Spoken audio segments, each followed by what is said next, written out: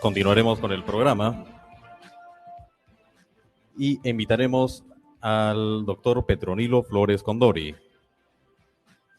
El doctor Petronilo Flores Condori es doctorando en Derecho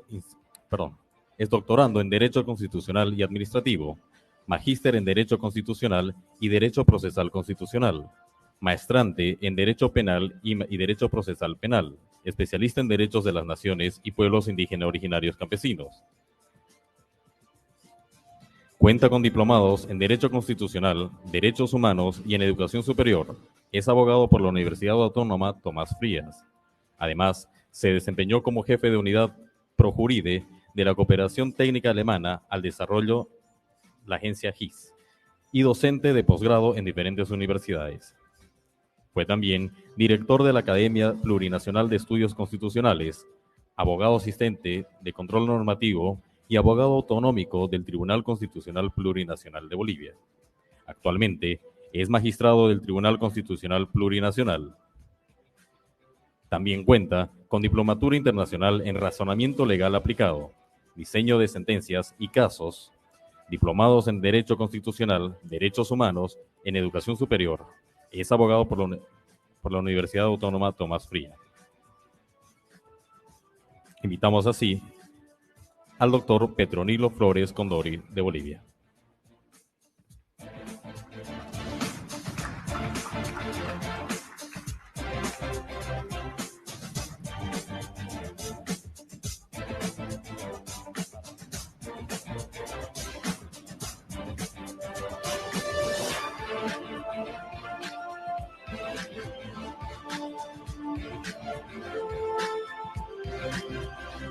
Muchas gracias. Buenas tardes a todos. Ya. A ver, voy a empezar por una cuestión. Aquí, primero, a un varón también tiene que presentar otro varón. Y hace rato la presentadora dijo, hoy en la tarde todas las mujeres expondrán. Esto genera algún comentario, ¿no? Desde ese punto de vista, en esta oportunidad voy a presentar mis reflexiones preliminares, generales, sobre el tema de género. ¿Por qué en los últimos tiempos se habla bastante de género? Incluso muchas personas se aducen especialistas en el tema de género. Pero esto tiene que ver con un problema, es un problema social. ¿Acaso no en todos los tiempos de los contextos de la sociedad existía este problema? Esta es otra de las preguntas. ¿Por qué se genera? Lo propio. ¿Acaso no habían los problemas, por ejemplo, en el caso de los indígenas, y de repente también se vuelve una atención en un determinado contexto? Bajo esta idea, el tema que voy a presentar es estereotipos, género y justicia constitucional.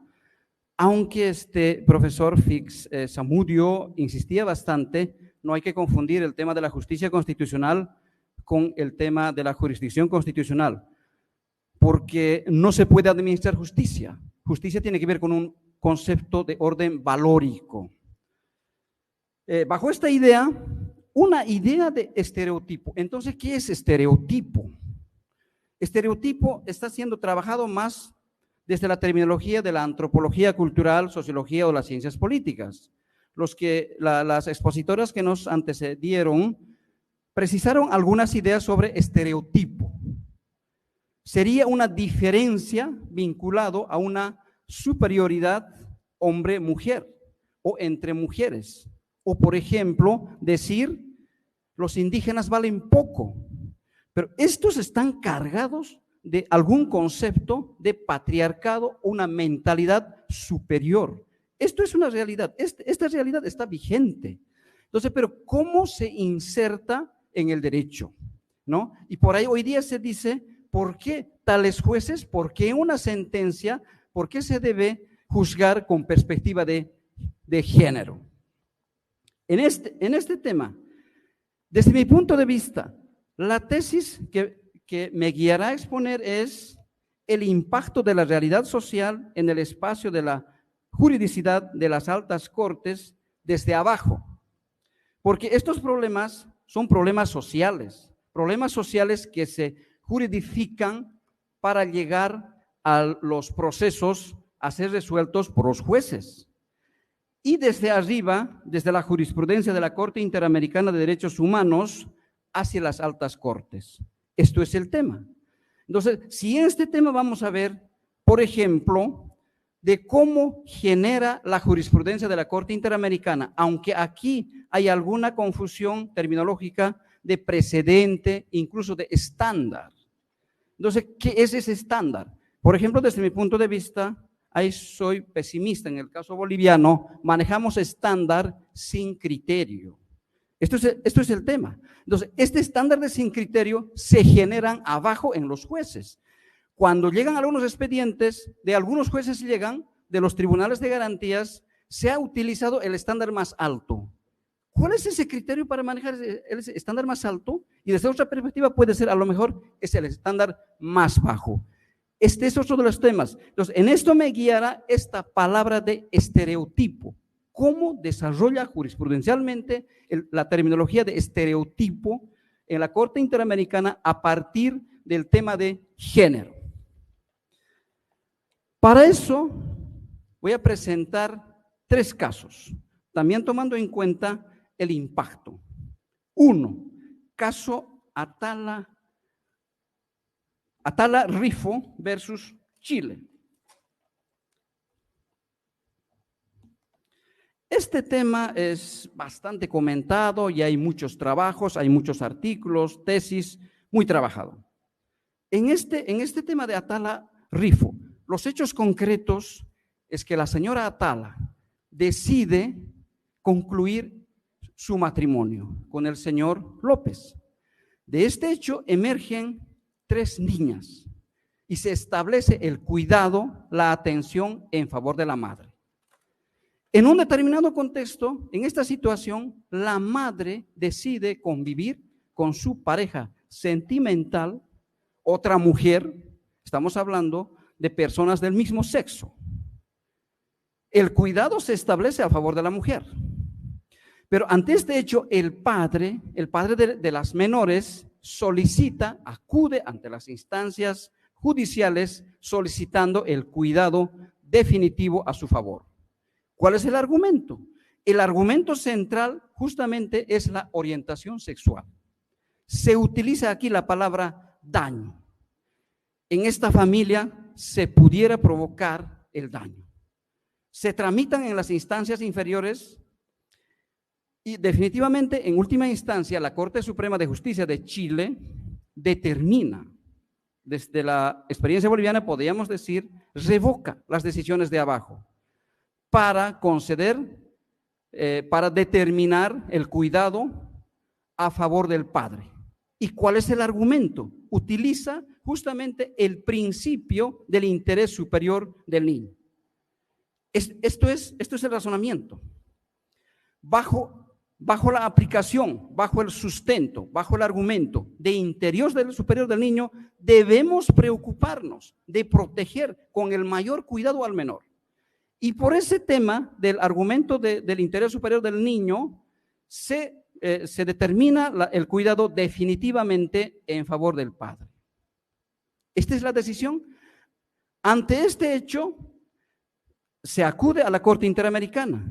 El razonamiento de la Corte Interamericana toma en cuenta 2 derechos. El derecho a la igualdad vinculado a la no discriminación.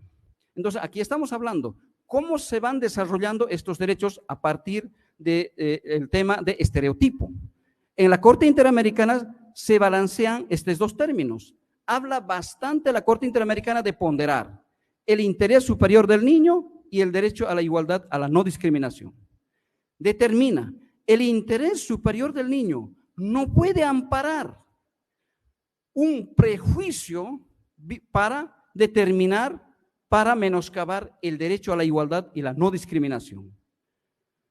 De lo contrario, se estaría vulnerando ese principio de igualdad.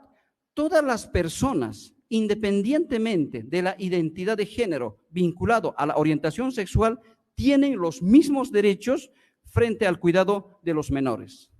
Además, la Corte Interamericana dice, debió presentar la suficiente carga respecto a los daños. No es suficiente como juez establecer pudiera producirse los daños. Aquí surge un ejemplo de estereotipo. Esta es una abstracción, una especulación, una generalización de únicamente decir daños. Entonces, el juez debió haber sustentado cuáles eran concretamente ese daño. Esto es el aspecto de uno de los estereotipos vinculados en la administración de justicia. En este ejemplo podemos ver cuando llegan al Tribunal Constitucional de Bolivia en Sucre, hay muchos aspectos en las tutelas que vienen bajo este criterio, ¿no? Únicamente pudiera efectuarse, pudiera hacerse, casi sin ninguna carga argumentativa menos probatoria. Entonces, esto es un ejemplo de un estereotipo, se está estereotipando. En otras palabras, no es posible establecer el cuidado en favor de la madre, ¿por qué? Por una situación de orientación sexual. Este es un ejemplo, aunque un comentario a este respecto. Insiste bastante de ponderar, no se pondera. La Corte Interamericana no pondera, únicamente exige mayor carga argumentativa. Entonces, aquí falta, desde mi punto de vista, para la ponderación, la herramienta más adecuada es el principio de proporcionalidad. En este tema, aquí han venido profesionales de Argentina, el tema de test de razonabilidad, el tema test de igualdad, más viene de la tendencia norteamericana. Este gran profesor Genaro Carrió ha desarrollado bastante, pero no se puede confundir con el principio de proporcionalidad. El principio de proporcionalidad como autónomo debe manejarse bajo sus tres subprincipios y bajo un modelo de reglas. Esto es mi comentario a este aspecto. Entonces, a partir de este asunto, ¿cómo va generando el impacto? Ese impacto lo conocemos como control de convencionalidad. Entonces, ¿cómo van a hacer el control de convencionalidad de los jueces de todos los estados? Este caso vincula directamente al caso Chile. Ahí acabo para ser concreto, segundo caso. Caso Manuela. En el caso Manuela, desde mi punto de vista, es de 2021. Aquí está sintetizado más concretamente el tema del concepto de estereotipo de género, de la prohibición de estereotipar, de la prohibición de discriminar desde un razonamiento judicial. En el caso Manuela, una mujer del campo, indígena, campesina, aproximadamente de 20 años, se junta con otra persona de su comunidad, tienen 2 hijos. En algún momento, este es en el caso Manuela versus El Salvador, la pareja decide viajar a Estados Unidos en busca de mejores condiciones de vida. No se sabe la novedad hasta un determinado día y se junta con otra persona y tiene el tercer hijo. Manuela padecía de varias enfermedades, acudía a distintos centros de salud en el campo. En ese contexto se embaraza cuando se encontraba lavando ropa en el río conjuntamente sus 2 hijos menores, ¿no? Resultado, ya en una situación de una enfermedad se produce, se puede llamar entre comillas, el aborto. Después de este hecho, el padre auxilia, acude a un centro de salud. En ese tiempo, en El Salvador se habían eliminado las atenuantes del aborto vinculado al homicidio agravado. La pena era hasta 30 años y tenían la obligación de denunciar los médicos de cualquier centro de salud.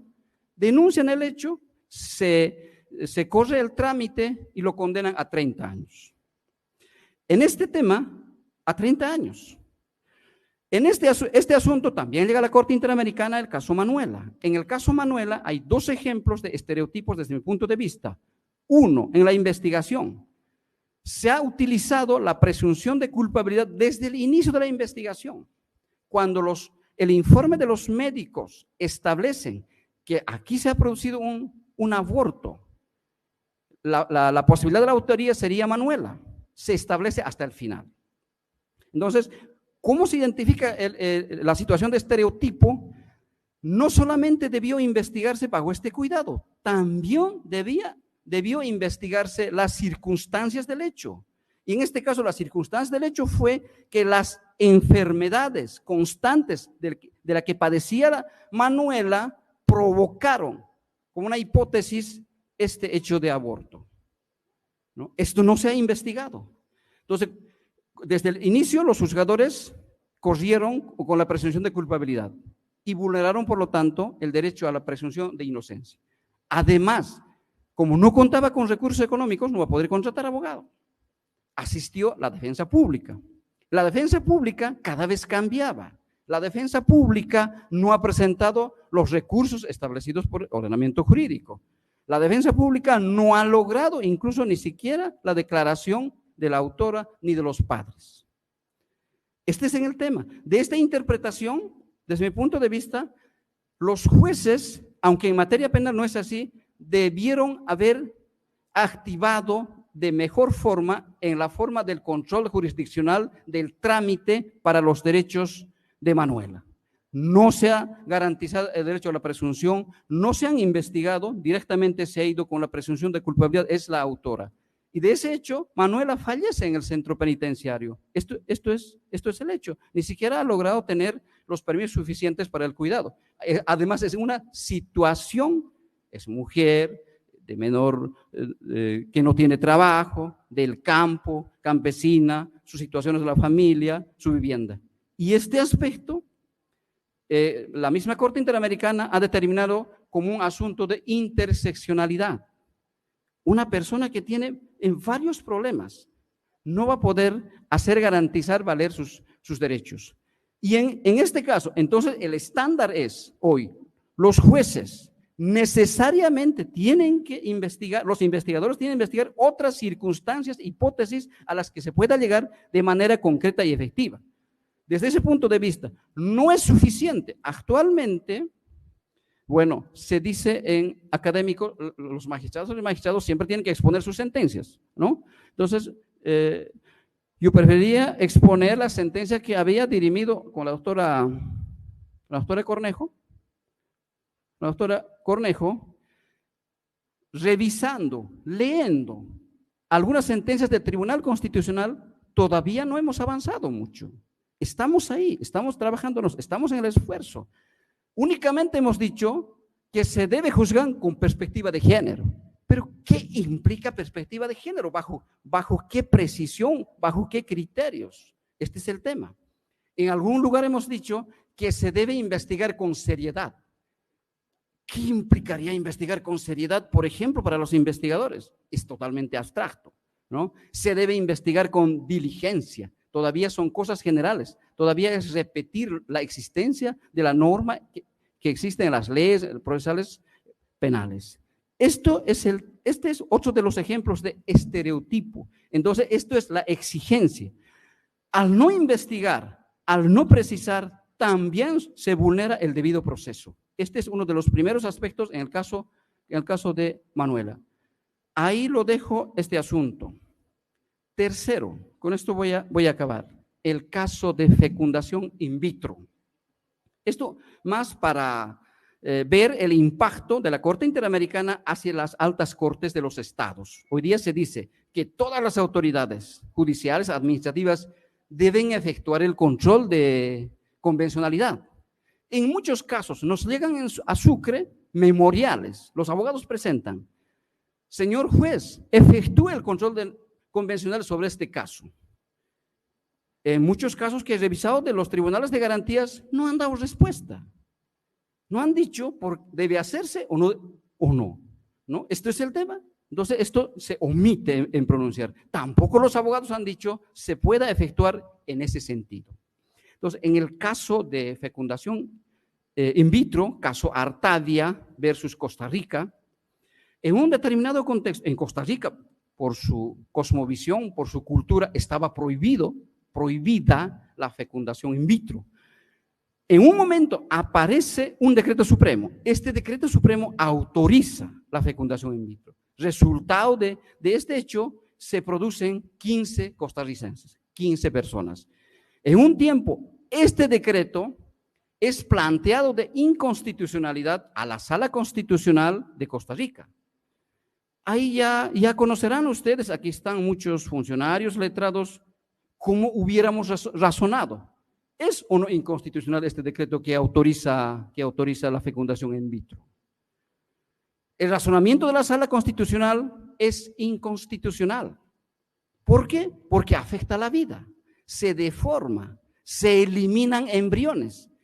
Vulgarmente, ¿no?, se cometen delitos al eliminar los embriones en este proceso de fecundación in vitro.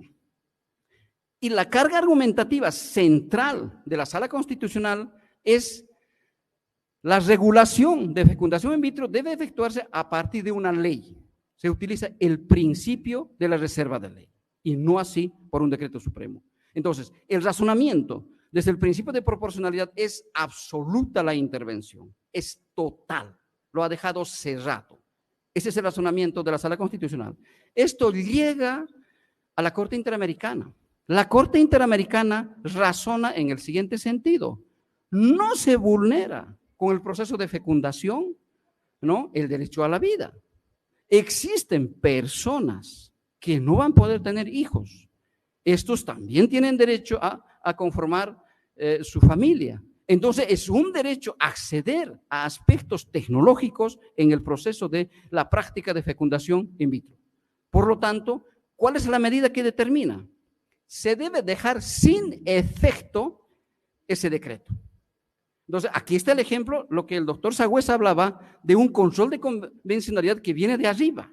Este control de convencionalidad que viene de arriba es una especie de legislador negativo de la Corte Interamericana hacia el Estado de Costa Rica. Aunque no específicamente dice, insiste en varios lugares que se debe garantizar a las personas que soliciten la fecundación in vitro. Entonces, habla de efecto. Esta palabra, dejar sin efecto, ¿se constituiría un estándar? Una idea es que sí. Entonces, el Tribunal Constitucional, cuando dice anular un acto jurídico, estaría yendo en contra de este estándar. Entonces, bajo el criterio de control de convencionalidad, hay que corregir este término. Procesalmente, la anulación tiene que generarse varios procedimientos, como el criterio de nulidad o la anulabilidad, como en los procesos civiles o administrativos, ¿no? Entonces, luego, después de un tiempo, el Estado, para cumplir con esa medida, presenta un proyecto de ley. Ustedes saben, los parlamentos no están a disposición. Los parlamentos tienen su trabajo, tienen su propio contexto político. No se sabe cuándo se va a aprobar una ley. No aprueban. Después de unos 10 años está en suspenso la ley. El Estado de Costa Rica está preocupado para cumplir las medidas exigidas por la Corte Interamericana. Entonces, ¿qué decisión toma el Estado de Gobierno? Otra vez incorpora, otra vez pone en vigencia otro decreto, similar al anterior que autorizaba la fecundación in vitro, ¿no? Y otra vez es recurrido de inconstitucional este decreto. Aquí están los funcionarios del Tribunal Constitucional. ¿Cuál creen que era el razonamiento en este caso? Existe, porque la Corte Interamericana anteriormente dijo que se debe garantizar en Costa Rica la fecundación in vitro como el ejercicio del derecho a la vida y la vida familiar. La Sala Constitucional de Costa Rica nuevamente declara inconstitucional. Y es más específico. Se deja sin efecto el artículo 1 que autorizaba la fecundación y el in vitro y el procedimiento. Entonces, aquí estamos más o menos en una resistencia del Tribunal Constitucional, de las Cortes Constitucionales de los estados y la Corte Interamericana. Es más, en ese contexto, en una reforma constitucional en Costa Rica, se especificaba constitucionalmente, se reconoce el derecho a la vida a partir de la concepción. Ustedes saben, desde las teorías de la dignidad humana hay varias discusiones. ¿En qué momento comienza la vida misma del ser humano? Después se presenta otro caso. Hay varias resoluciones de seguimiento a la Corte Interamericana. Esto es una novedad. Una sentencia tiene sus ejecuciones, tiene resoluciones de ejecución, de ejecutabilidad. En la práctica, en el caso del Tribunal Constitucional, a lo mejor muchas resoluciones de amparo o libertad están ahí. No se cumplen, ¿no? Se puede ir a un proceso penal, pero para eso tiene que haber un abogado, tiene que acudirlo. Este es un tema, pero ese es imposible. Hay tantas sentencias, muchas sentencias, bastantes. No sabemos de aquí adelante van a seguir generándose. Entonces, en una de las resoluciones de seguimiento a este aspecto, otra vez llega a la Corte Interamericana. Y en la Corte Interamericana, ¿cómo razona? Este decreto sí es un medio idóneo, cumple el efecto útil de garantizar, de autorizar la fecundación in vitro. Entonces está vigente. ¿Y dónde queda el tribunal, la sala constitucional en este caso? Estos son los impactos de ida y de venida en el caso concretamente de caso de fecundación in vitro. Ahí lo termino este caso. Voy a pasar al último punto, a unas reflexiones generales. La tesis es, desde mi punto de vista, todavía no queda claro el control de convencionalidad como una obligación de ejercer para los juzgadores. ¿Qué es entonces el control de convencionalidad? ¿Cuál es la estructura, contenido y requisitos? ¿Cuándo se puede decir que en cada caso concreto, a solicitud de las partes, está efectivamente cumplida el control de convencionalidad? Estos son los temas que se debe trabajar desde mi reflexión, desde la experiencia de los expedientes. En otro tema, este efecto de control de convencionalidad y la práctica judicial está generando una ampliación de aplicación de los principios. Estamos acostumbrados en el escenario de la práctica judicial ordinaria, se resuelven bajo las reglas concretas, se dije bajo una subsunción, aunque en la práctica no se efectúa las metodologías de subsunción, únicamente se busca una norma y se resuelve. En el ámbito de control de convencionalidad, todavía desde mi punto de vista no se ponderan. Incluso se confunde el test de razonabilidad, el test de igualdad y el control de convencionalidad. En otras palabras, desde mi punto de vista, el medio adecuado para resolver el conflicto de los principios es, ante todo, no en su totalidad, principalmente el principio de proporcionalidad, bajo sus 3 subprincipios. Este es uno de los temas. El otro tema, estamos cada vez más cerca a esa vinculación, porque el tema de género es una realidad social, se vinculan a los procesos. Por lo tanto, aquí tiene que generar una conexión entre el derecho y los criterios morales. Como ha ocurrido en el caso de Costa Rica, por ejemplo, aquí han tenido que ver muchas creencias, desde unas perspectivas de los católicos, los no católicos tienen distintas creencias. Por último, el tema de los estereotipos es un tema que está generando distintos estándares. Desde mi punto de vista, estos estándares todavía no quedan claros. ¿De cuáles vamos a ir eligiendo? Los estándares, para mí, deben entenderse como una jurisprudencia. Jurisprudencia vinculado al desarrollo de un derecho. Por ejemplo, en el caso de la igualdad y no discriminación, desde el razonamiento judicial, está prohibido que el juez determine por el tema de orientación sexual otorgar la tutela a la madre, porque aquí no hubo una carga suficiente. A lo mejor, si es que hubiera existido la carga sobre el daño, era distinto. Lo propio, en el caso de Costa Rica, estamos en un debate. El tribunal, la sala constitucional resistió más o menos como unos 10, 12 años, ¿no?, declarando la inconstitucionalidad de este decreto, ¿no? Y a lo mejor la sentencia está ahí, tiene que estar ahí, porque son posteriores el resto de las decisiones de la Corte Interamericana. No se pueden anular ninguna sentencia, ninguna resolución del Tribunal Constitucional establecida, porque se trata del tribunal de cierre. De lo contrario, se generaría un caos. muy distinto es hacia adelante. Pero de todas maneras, esta sentencia que ha declarado inconstitucional ha quedado en desuso, en una cuestión de inaplicabilidad. Muchísimas gracias por compartir esta pequeña reflexión sobre este tema de los estereotipos.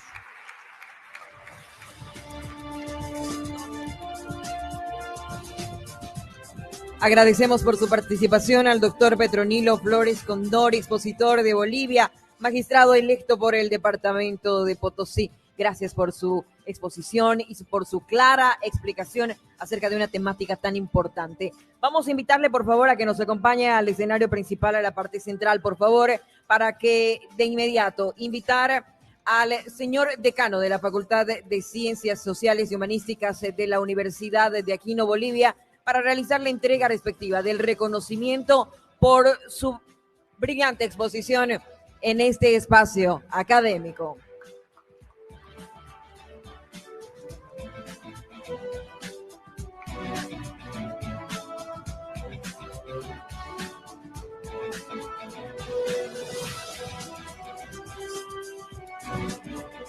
Muy bien, nos tomamos en la fotografía del recuerdo.